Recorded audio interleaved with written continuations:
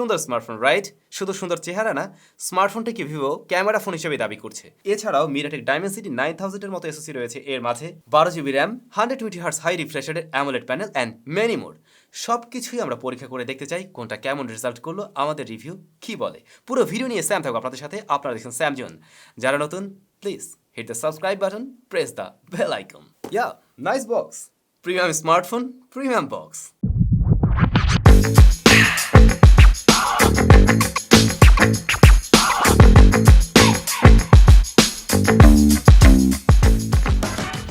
তাহলে এটা বলাই যায় বক্স কন্টেন্ট হিসেবে প্রয়োজনীয় সবকিছুই ছিল।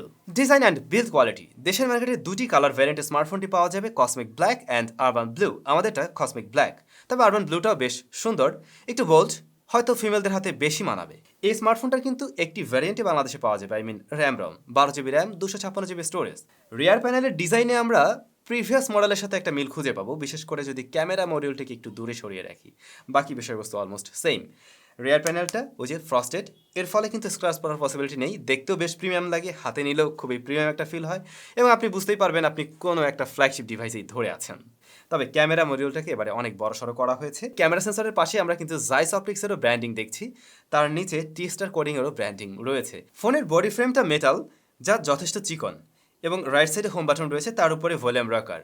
বাটনগুলো একটু ন্যারো, একটু চিকন, হাতে লাগে, তবে এর সাথে আপনি ইউজ টু হয়ে যাবেন অবশ্যই। উপরে secondary noise cancellation mic, left side একদমই ক্লিন, নিচে USB type C port, primary microphone, speaker grill এবং সিম কার্ড স্লট।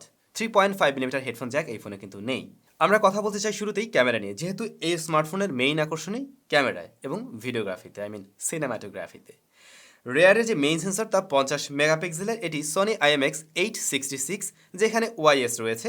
তারপরে 12 মেগাপিক্সেলের একটি আলট্রাওয়াইড সেন্সর, তারপরে 12 মেগাপিক্সেলের একটি টেলিফটো সেন্সর, যেখানে 2x অপটিক্যাল জুম পাওয়া যাবে। এবং আপনারা হয়তো জেনে খুশি হবেন, এতে ভিভো V1+ চিপ ব্যবহার হয়েছে, যাতে করে আপনারা লো লাইটে আরও একটু বেটার ছবি পেতে পারেন। লাইট বেশি পাওয়া যাবে এবং ছবির কোয়ালিটি আগের তুলনায় বেটার পাওয়া যাবে। যদিও ভিভোর এই নিজস্ব চিপ আমরা প্রিভিয়াস মডেলও ব্যবহার হতে দেখছিলাম, তবে এখন আরও ইমপ্রুভড।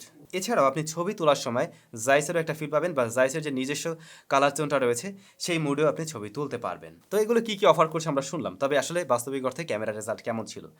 ডেলাইটে এই স্মার্টফোন দিয়ে বিভিন্ন সিনারিওতে আমরা ছবি নেই। স্মার্টফোনটা বেশ কিছুদিন যাবত আমার কাছে ছিল এবং বিভিন্ন রকমের ছবি আমি আসলে তোলার ট্রাই করি। বেশিরভাগ ছবিতে ভালো রকমের ডিটেলস পাওয়া যাচ্ছিল। ভেরি হাই ডাইনামিক রেঞ্জ আমরা এখানে লক্ষ্য করবো, যে কোনো সিনারিওতে খুব ভালোভাবে ছবিগুলোকে ক্যালকুলেশন করতে পারছিল এবং আউটপুট রেজাল্ট খুবই আমরা ভালো পাচ্ছিলাম। প্রায় প্রত্যেকটা ছবিতেই ভালো রকমের ব্রাইটনেসের পাশাপাশি শার্পনেস, ডিটেলস একদম প্রপারলি ধরে রাখতে পারছিল। আপনি জাস্ট ফোনটা হাতে নিয়ে ক্যামেরা অন করলেন, এরপরে ছবি ধাপাধাপ তোলা শুরু করলেন, সেই ক্ষেত্রে লক্ষ্য করবেন ছবিগুলো একটু পাঞ্চি মনে হয়। একদম ওভার স্যাচুরেট করে ফেলে, খুব কালারফুল এমন না, বাট ন্যাচারালের তুলনায় একটু কালার তখন বুস্ট করতে লক্ষ্য করা যায়। বাট স্মার্টফোনের ক্যামেরা আপনি যখন যাবেন তখন লক্ষ্য করবেন এখানে জাইসের একটা মুড রয়েছে।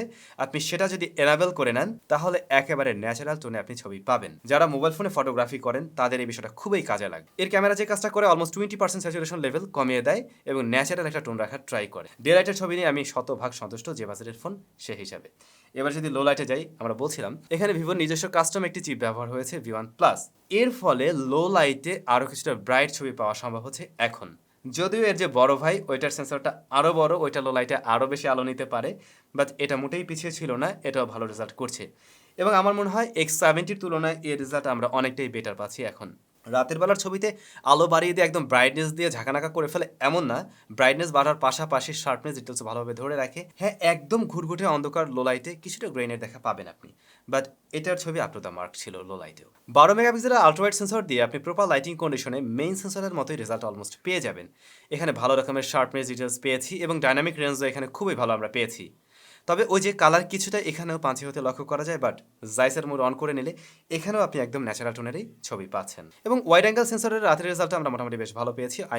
নাইট মোডে এটার রেজাল্টও বেশ ভালো ছিল, যদিও মেইন সেন্সরের তুলনায় কিছুটা পিছিয়ে থাকে। পোর্ট্রেট মোডে 2x জুম করে, ওই যে বলছিলাম 2x অপটিক্যাল জুম লেন্স রয়েছে, বাই ডিফল্ট এটাই সাজেস্ট করে। তো সেটা দিয়ে তুলে আপনি ব্যাকগ্রাউন্ড ব্লারনেসটা আরও ভালো পাবেন এবং সেটা দেখতে আরও বেশি ন্যাচারাল, একটু ডিএসএলআর টাইপ মনে হয়। মেইন সাবজেক্টে খেয়াল করা যায় একটু কালারটা শিফট করে এবং সফট হওয়ার একটা প্রবণতা আছে।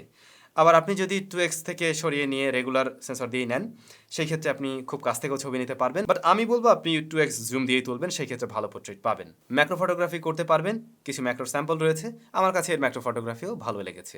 2x অপটিক্যাল জুম লেন্স থেকে দেখলাম যদি 2x এই ছবি নেন সেই ক্ষেত্রে ভালো ডিটেলস শার্পনেস ধরে রাখতে পারে এবং কাজে লাগানোর মতো ছবি পাবেন, বাট এর চাইতে বেশি জুম করে নিলে সেই ছবিতে খুব একটা ডিটেল পাওয়া যায় না, বাট প্রয়োজনের মুহূর্তে হয়তো ব্যবহার করতে পারেন। 32 মেগাপিক্সেলের ফ্রন্ট ফেসিং ক্যামেরা আপনাকে আর একটু সুন্দর করে দেবে, ব্রাইট করে দেবে, একটু গ্লো করতে থাকবে চেহারাটা। অনেকে এই ধরনের সেলফি পছন্দ করেন। সোজা কথা, সেলফি লাভারদের এর ছবি পছন্দ হবে। তবে আপনি যদি ন্যাচারাল টোনের ছবি চান সেই ক্ষেত্রে বিউটিফিকেশন অফ করে রাখুন এবং এইচডিআর মোড অন করে নিলে ডাইনামিক রেঞ্জটাও ভালো পাওয়া যায়, বাট রেগুলার মোডে আপনি ডাইনামিক রেঞ্জটা ততটা ভালো পাবেন না, কিন্তু এইচডিআর মোডে ভালো পাওয়া যায়। ফ্রন্ট ফেসিং ক্যামেরায় ভিডিও রেকর্ড করা যাবে 1080p 30 fps এ। আমি এখানে 4K 60 fps এই মিস করছি। তবে ভিডিওর বেলায় মেইন ক্যামেরায় কিন্তু ভিভো মোটেই কমতি রাখেনি। আপনি ভিডিও রেকর্ড করতে পারবেন সর্বোচ্চ 4K 60 fps এ, এবং আমরা 4K 60 fps এ বিভিন্নভাবে শ্যুট নেই, কারণ আমরা জানতাম এই ফোনটা দিয়ে বেশ স্ট্যাবলভাবে ভিডিও শ্যুট করা যাবে, কারণ এখানে ওআইএস রয়েছে। যদিও এর বড় ভাইয়ে থাকছে গিম্বল, এটার ক্ষেত্রে গিম্বলটা ব্যবহার হয়নি, বাট ওআইএস আছে। এবং আরও বেটার স্টেবিলিটির জন্য হরিজন্টাল লাইন মুড নামে একটা মুড পাবেন, ওটাতে ক্লিক করলে সুপার স্টেবল ভিডিও পাওয়া সম্ভব। আপনি জাস্ট স্মার্টফোনটাকে ঘুরে ফিরে ফেলবেন, তারপরে দেখবেন আপনার ফুটেজ একদমই স্টেবল রয়েছে, যে বিষয়টা আমরা গোপ্রোতে দেখতে পাই, এবং সেম টেকনোলজি ব্যবহার হয়েছে এখন Vivo X80-তে। ভিডিও কোয়ালিটি নিয়ে বলতে গেলে 4K-তে খুবই ব্রাইট, ভালো শার্পনেস এবং ওয়েল ডিটেলে ভিডিও পাবেন। আপনি যদি হরিজন্টাল লাইন মোড অন করে নেন সেই ক্ষেত্রে সুপার স্টেবল ভিডিও পাচ্ছেন, তবে যদি শুধুমাত্র ওয়াইএস-এ ভিডিও করেন সেই ক্ষেত্রে বেশ স্টেবল ফুটেজই পাওয়া সম্ভব, কিন্তু একটু জোরে দৌড়াদৌড়ি করলে বা গাড়ির উপরে বসে যদি শ্যুট করেন যেমনটা আমরা করছিলাম সেই ক্ষেত্রে হ্যাঁ কিছুটা শেকিনেস লক্ষ্য করা যায়, বাট স্টিল এগুলো ইউজেবল। বোকে মোডে ভিডিও শ্যুট করা যাবে, মেইন সাবজেক্টকে ফোকাসে রেখে ব্যাকগ্রাউন্ড ব্লার করা যাবে ডিএসএলআর এর মতো। তো ব্যাকগ্রাউন্ড যদি খুব বেশি হিজিবিজি না হয় সেই ক্ষেত্রে এস ডিরেকশন ভালোই পাওয়া যায়, বাট ব্যাকগ্রাউন্ড যদি খুব ক্লোজ হয়ে যায়, একটু হিজিবিজি থাকে, সেই ক্ষেত্রে মাঝে মধ্যে একটু মিস করতে দেখা যায়। ৭৬,৯৯০ টাকার ফোন হিসাবে ক্যামেরার জন্য এটা আমার মনে হয় আপনাদেরকে রিকমেন্ড করা যায়, যদিও আমরা ৭৫-৭৬ টাকার আশেপাশে খুব একটা অফিসিয়াল ডিভাইস দেখতে পাই না বাংলাদেশ মার্কেটে, বাট তাও একটু কম বেশি যা আছে তাদের সাথে কম্পেয়ার করতে গেলে এটা ক্যামেরাতে অবশ্যই এগিয়ে থাকছে। যাই হোক, আমরা চলে আসলাম পারফরমেন্স সেকশনে। মিডিয়াটেক ডাইমেনসিটি 9000 এসওসি রয়েছে এর মাঝে, র্যাম পাবেন 12GB এবং 256GB storage solution UFS 3.1, operating সিস্টেমে অ্যান্ড্রয়েড 12, যার উপরে ফান্টাস 12 রয়েছে। তো পারফরমেন্স নিয়ে বলতে গেলে এটা যথেষ্ট শক্তিশালী একটি প্রসেসর, এবং যেমনটা আপনারা স্কোর দেখছেন, এবং মাল্টি কোরের যে স্কোর সেটা আসলে সুপার ছিল এই স্মার্টফোনের। স্কোরের বিষয় দূরে রেখে আমরা আসলে কেমন পারফরমেন্স পেয়েছি সেটা যদি শেয়ার করি তাহলে বলবো একদম ফ্ল্যাগশিপ লেভেলের স্মার্টফোন থেকে আপনি যেমন পারফরমেন্স আশা করেন এই স্মার্টফোনটা সেটা আপনাকে দিতে পারবে। আপনার মোটেই মনে হবে না 8 Zen 1 বা 888+ এই ধরনের প্রসেসরগুলো যেমন পারফরমেন্স করে থাকে স্মার্টফোনের সাথে, এটা তার চাইতে পিছিয়ে আছে। মোটেই তেমনটা মনে হবে না রেগুলার কাজবাজে। ইভেন মাল্টিটাস্কিং আমরা খুবই ভালো রেজাল্ট পেয়েছি, র্যাম ম্যানেজমেন্ট যথেষ্ট ভালো ছিল, আর এখানে আমরা 12GB র্যাম পাচ্ছি, it's more than enough. Gaming টেস্টের জন্য পাবজি, কড, অ্যাসফল্ট 9 এবং গেনশেন ইম্প্যাক্টের মতো ভারী গেমগুলো আমরা এতে প্লে করি। পাবজি এইচডিআর এক্সট্রিমে সর্বোচ্চ আপনি প্লে করতে পারবেন যেমনটা আমরা পারছিলাম, তবে আপনি স্মুথে নিয়ে 90 fps প্লে করতে পারছেন। রেজাল্ট খুবই স্মুথ ছিল, কোনো ধরনের ল্যাগ, হিকআপ, আটকে যাওয়ার মতো সমস্যা পাইনি, কোনো ধরনের স্ট্যাটারও আমরা লক্ষ্য করিনি। লং রানেও দেখলাম স্মার্টফোনটা খুব বেশি গরম হচ্ছে না। মেটাল বডির ফোন যতটুকু গরম হয় হাতে অনুভব আসে, কিন্তু এক্সট্রিম লেভেলের হিটিং হতে মোটেই আমরা লক্ষ্য করিনি, এবং ফ্রেম রেট স্টেবলভাবেই ধরে রাখতে পারছিল। সিউডি ভেরি হাই ম্যাক্সে প্লে করা যাবে এবং এটা একদম বাটার স্মুথভাবে প্লে হচ্ছিল, এখানেও কোনো ধরনের সমস্যা নেই। গ্রাফিক্স আমরা যথেষ্ট ভালো পেয়েছি। অ্যাসফল্ট 9 হ্যাঁ, তাতেও কোনো প্রবলেম পাওয়া যায়নি, এখানে কোনো ধরনের ল্যাগ বা আটকে যাওয়া স্ট্যাটার কিছুই আমরা লক্ষ্য করিনি। গেনশেন ইম্প্যাক্ট যথেষ্ট ভারী গেম, 13-14GB সাইজ, আপনারা জানেন এই স্মার্টফোনের সাথে এটা বেটার রেজাল্ট করছে। তবে যা দেখলাম লং রানে পাবজির তুলনায় এই গেমটা ফোনটাকে কিছুটা হিট আপ করতে পারছিল। খুব বেশি লং রানে লাইক 30-40 মিনিট গেম প্লেতে কিছুটা ফ্রেম ড্রপ হতে দেখা যায়, কিন্তু এর বাইরে গেম প্লে খুবই স্মুথ ছিল। ডাইমেনসিটি 9000 আমি আসলে যেমনটা ভাবছিলাম তার তুলনায় বেটার রেজাল্টই করছে।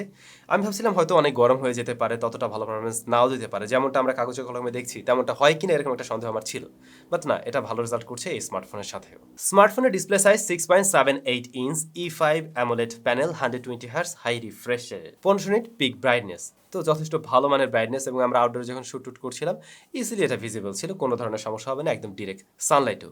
ডিসপ্লেটা যথেষ্ট কালারফুল এবং একটু কার্ভ, তো কার্ভ ডিসপ্লে হওয়াতে অনেক সময় একটু মিসটাচ হতে দেখা যায় ওই সাইডে ধরতে গেলে আর কি। এটা আপনি ইউজ টু হয়ে যাবেন, যারা কার্ভ ডিসপ্লের ফোন পছন্দ করেন তাদের মনে হয় এটা নিয়ে সমস্যা হয় না।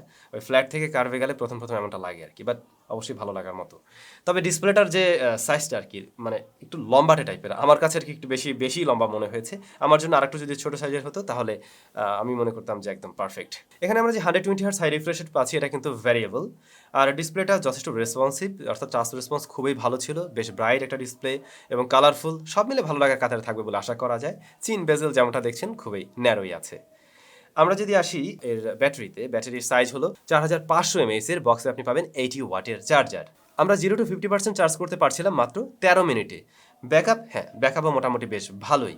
আপনি 6 ঘন্টা প্লাস এসওটি পেয়ে যাবেন যদি একদম মানে একটু ভালো ব্রাইটনেসও রাখেন। আর যারা একটু রেগুলার ইউজার আছেন, আমার মনে হয় একদিন ইজিলি এটা ব্যবহার করা যায়। X80 স্পিকার কোয়ালিটি যথেষ্ট ভালো, দুইটা স্পিকার রয়েছে এবং সাউন্ড লেভেল অর্থাৎ ভলিউম লেভেলও মোটামুটি ভালোই হাই আছে, ফুল ভলিউমে কোনো ডিস্টরশন পাইনি। তবে একদম টপ লেভেলের ফ্ল্যাগশিপ ফোনের সাথে আমি অবশ্যই কম্পেয়ার করছি না, বাট এটা যে বাজেটের ফোন সেই হিসাবে ঠিকঠাক রেজাল্ট করছে। এয়ারপিসের সাউন্ড আমরা ঠিকঠাক পেয়েছি। তো এই ছিল মোটামুটি স্মার্টফোনের সমস্ত বিষয়াদি। যে বিষয়গুলোতে আমরা ভালো পেয়েছি বা স্মার্টফোনটা আসলে যে জায়গাটাতে ফোকাস করা হয়েছিল ক্যামেরা, সেই জায়গাটা অবশ্যই ভালো ছিল। তারপরে এটার সাথে বড়সড় চার্জার আছে, ডিসপ্লেটা অবশ্যই ভালো কাতারে থাকবে এবং প্রসেসরও একটা ভালো পারফরমেন্স দিতে পারছে। এগুলো ভালো, তবে কিছু জায়গায় অবশ্যই একটু কমতিও রয়েছে। যেমন আমরা এখানে কিন্তু 3.5 মিলিমিটার হেডফোন জ্যাকটি পাচ্ছি না। তারপর এই স্মার্টফোনটার প্রাইসটা হ্যাঁ লাস্ট ইয়ারের সাথে কম্পেয়ার করতে গেলে অনেক বেড়ে গেছে বা অনেক অন্যরকম হয়েছে এমন না, কিন্তু ডেফিনেটলি একটু যদি কম ঠাম রাখা যেত অবশ্যই সুবিধা হতো। তবে আপনাদের কি মতামত অবশ্যই কমেন্ট করে জানাবেন। সবাই অনেক বেশি ভালো থাকবেন, সুস্থ থাকবেন। আবারও দেখা হচ্ছে একেবারে নতুন কোনো এক ভিডিওতে।